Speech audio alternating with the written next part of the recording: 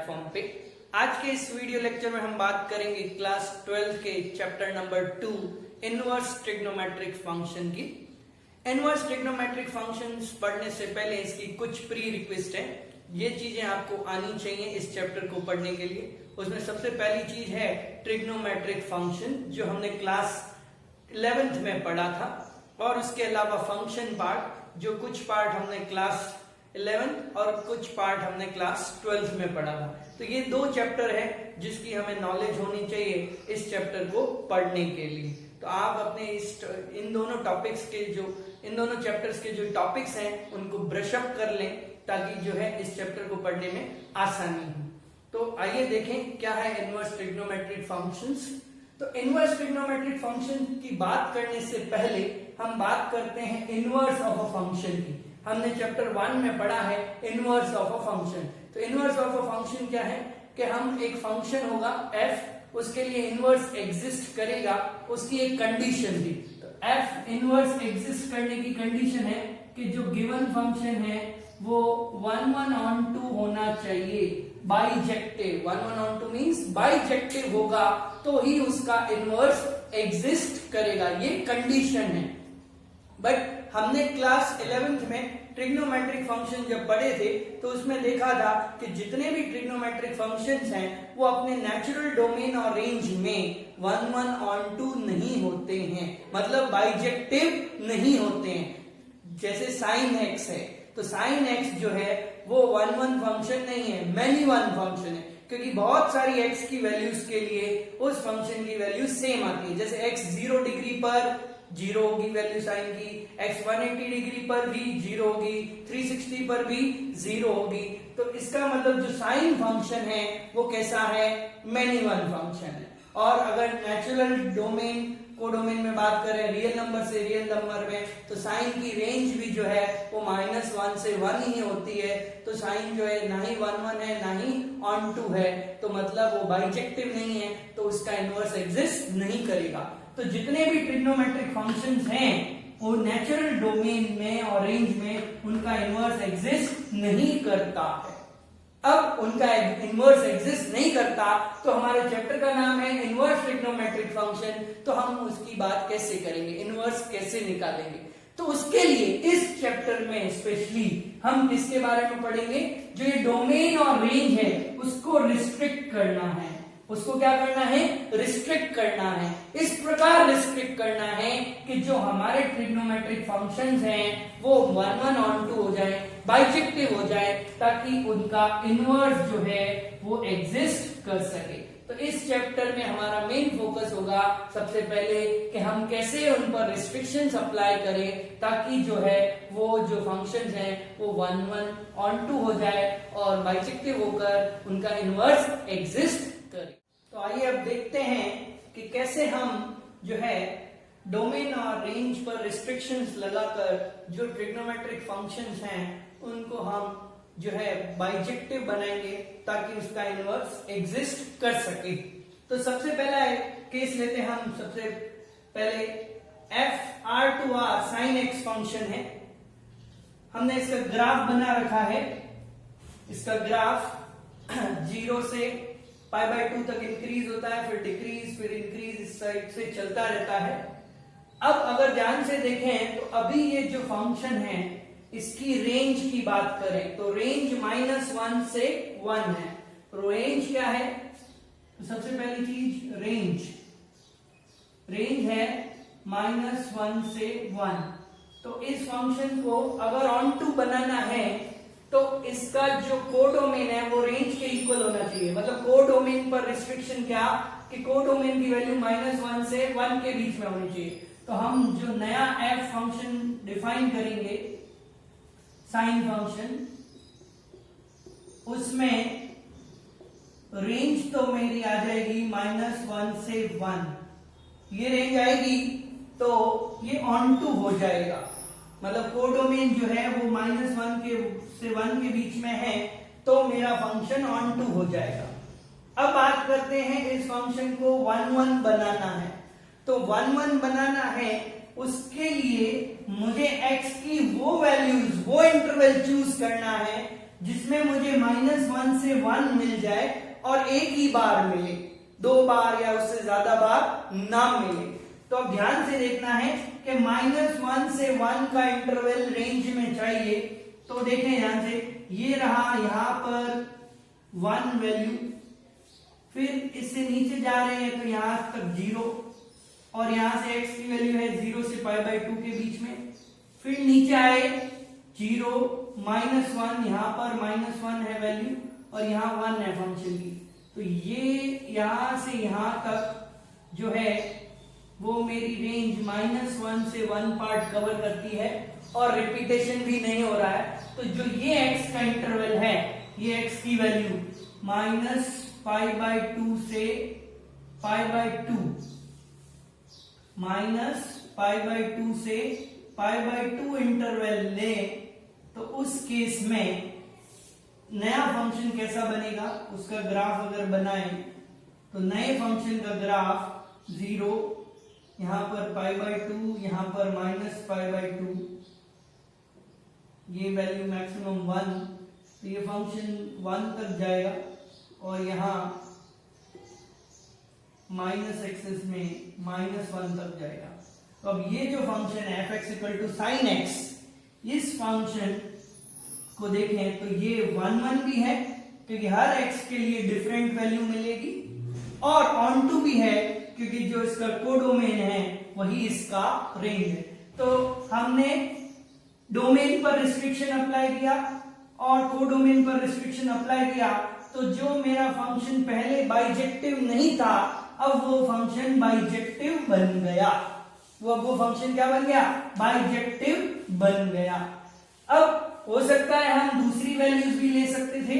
x की value अगर ये वाली यहां से शुरू करते π/2 से और यहां तक चलते, ये वाला इंटरवल लेते π/2 से 3π/2, तो ये भी चल जाता, मतलब f π/2 to 3π/2, कोडोमेन 1 to 1 और f(x = sin x), ये फंक्शन भी बाइजेक्टिव होता। इसी प्रकार बहुत सारे ऐसे इंटरवल्स हैं जिसके लिए ये फंक्शन जो है बाइजेक्टिव बन जाता, बट हमें तो कोई एक फंक्शन, एक इंटरवल चाहिए जिसके लिए वो बाइजेक्टिव हो जाए। तो इसलिए हम जो इंटरवल लेते हैं वो -π/2 से π/2 लेते हैं। इसको प्रिंसिपल डोमेन कह सकते हैं। ये ही हम आगे इसको यूज करेंगे, इनको यूज नहीं करेंगे। तो हम जब भी इनवर्स फंक्शंस की बात करेंगे तो उस केस में f(x = sin x) का इनवर्स एग्जिस्ट करेगा, उसके लिए डोमेन -π/2 से π/2 होगा और रेंज होगी -1 से 1 और वही कोडोमेन होगा। तो अब इस फंक्शन का इनवर्स एग्जिस्ट करता है, तो उस केस में आप इनवर्स को कैसे लिखेंगे, जो ये कोडोमेन है वो डोमेन बन जाएगा और जो ये वाला डोमेन है ये इस फंक्शन का कोडोमेन बन जाएगा या रेंज कह लें, और f(x = sin 1x) बन जाएगा। अब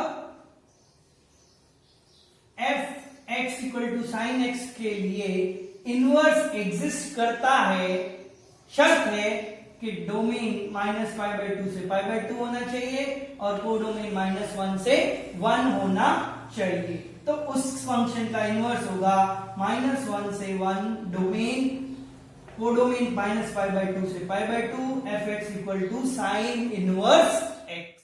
अभी हमने देखा कि कैसे हमने sin x का डोमेन और कोडोमेन रिस्ट्रिक्ट किया और हमने जो है उसको बाइजेक्टिव फंक्शन बनाया। तो उस केस में हमने sin x का इनवर्स फंक्शन बनाया, sin 1x, जिसका की डोमेन -1 से 1 और रेंज -π/2 से π/2 हो जाएगी। ठीक इसी प्रकार बाकी जितने भी ट्रिग्नोमेट्रिक फंक्शंस हैं उनका भी हम डोमेन और कोडोमेन रिस्ट्रिक्ट कर सकते हैं, उनको बाइजेक्टिव बना सकते हैं और फिर उसका इनवर्स एग्जिस्ट करेगा। तो वो आप एक्सरसाइज कर सकते हैं। यहां पर मैंने टेबल फॉर्म कर रखी है जिसमें मैंने लिख रखा है जैसे cos 1x कब एग्जिस्ट करेगा, तो उसका डोमेन जो है -1 से 1 होगा और रेंज 0 से π/2 होगी। मतलब जो कॉस फंक्शन है वो 0 से पाई डिफाइन होगा और रेंज -1 से 1 होगी, तब कॉस इनवर्स एग्जिस्ट करेगा। ठीक इसी प्रकार tan inverse, cot inverse, sec inverse और कोसेक इनवर्स के लिए डोमेन और रेंज की टेबल यहाँ बनाई गई है। तो ये टेबल हमारे लिए बहुत इंपॉर्टेंट है, इस टेबल को हमें याद रखना है, क्योंकि जब भी हम इस क्वेश्चन सॉल्व करेंगे इनवर्स ट्रिग्नोमेट्री में तो इस टेबल का ध्यान रखते हुए ही आंसर निकालेंगे।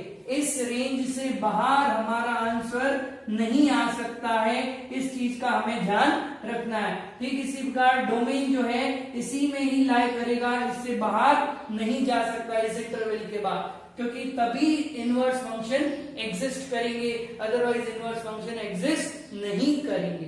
तो आइए अब कुछ एग्जांपल्स देखते हैं किस प्रकार के क्वेश्चंस बनेंगे तो और किस प्रकार हम इस टेबल की हेल्प से उन क्वेश्चंस को सॉल्व करेंगे। तो सबसे पहला एग्जांपल है साइन इनवर्स 1/√2 की वैल्यू हमें फाइंड करनी है। साइन इनवर्स 1/√2 की वैल्यू फाइंड करनी है, मतलब क्या कि साइन में मैं क्या एंगल पुट करूं कि वैल्यू 1/√2 आए, तो मुझे एंगल फाइंड करना है जिसके लिए 1/√2 आए।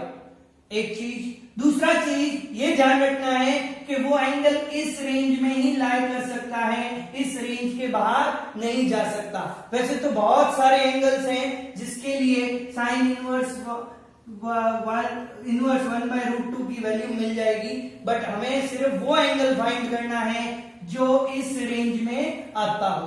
तो उसके लिए हम क्या करते हैं, इसको इक्वल टू y मान लेते हैं, तो साइन y इक्वल टू 1/√2 हो जाएगा। अब साइन y इक्वल टू 1/√2, तो क्लास 10th वाली टेबल हमें ध्यान में देनी है या 11th में जो हमने टेबल्स देखी हैं, तो इसके तो बहुत सारे वैसे सॉल्यूशंस होते हैं, बट हमें एक ही सॉल्यूशन निकालना है जो इस इंटरवल में लाई करता है। तो उसके लिए जो y की वैल्यू होगी वो क्या होगी, π/4। 45 डिग्री पर वैल्यू जो है 1/√2 होती है, और भी होगी, इसमें पाई ऐड करते जाएंगे तो और भी वैल्यूज आएंगी, बट वो इस इंटरवल के बाहर है, तो हमारा आंसर क्या होगा, π/4। ठीक इसी प्रकार अगला एग्जांपल कॉट इनवर्स -1/√3 चाहिए, तो इसको मैंने y एज्यूम कर लिया, तो y cot y equal to -1/√3 cot y equal to -1/√3 कब होता है कॉट में, कॉट में 1/√3 कब होता है, तो 1/√3 60 डिग्री पे होता है, मतलब कॉट π/3 की वैल्यू 1/√3 होती है। अब ध्यान से देखना है, क्या y 1/√3 या ले सकते हैं, π/√3 ले सकते हैं या -π/√3 ले सकते हैं, तो उसमें हमें ध्यान देना है कॉट का रेंज क्या है, 0 से पाई है। कॉट का रेंज क्या है, 0 से पाई, तो मुझे इस एंगल को 0 से पाई के रेंज में ही लाना है। तो अब कॉट माइनस है, तो इसको मैं कॉट π-θ लिख सकता हूं, क्योंकि कॉट π-θ जो है वो किसके इक्वल होता है, माइनस कॉट थीटा के।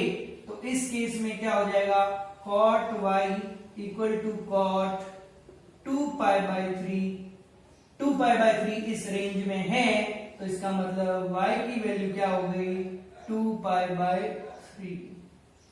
इस प्रकार हम जो है इस टाइप के क्वेश्चन सॉल्व कर सकते हैं, जिसमें हम ट्रिग्नोमेट्री की वैल्यूज, इनवर्स ट्रिग्नोमेट्रिक फंक्शंस की वैल्यूज निकाल सकते हैं। बस ध्यान में ये रखना है, दिमाग में हमेशा ये टेबल फिट होनी चाहिए। जब भी आप इनवर्स ट्रिग्नोमेट्रिक फंक्शन का आंसर निकाल रहे हैं, तो उस केस में जो रेंज है उसी में आंसर आना चाहिए, उसके बाहर कभी आंसर नहीं आना चाहिए, इस बात का ध्यान रखना है। तो आज के इस वीडियो में इतना ही। होप आपको ये वीडियो पसंद आया होगा, तो जरूर शेयर करिएगा, लाइक करिएगा, सब्सक्राइब करिएगा, अपने दोस्तों के साथ शेयर करिएगा, ताकि हम और नए नए अच्छे अच्छे वीडियोस आपके लिए बना सकें। और आप जो है ज्यादा से ज्यादा क्वेश्चंस की प्रैक्टिस करिएगा ताकि जो है आपको टॉपिक क्लियर हो सके।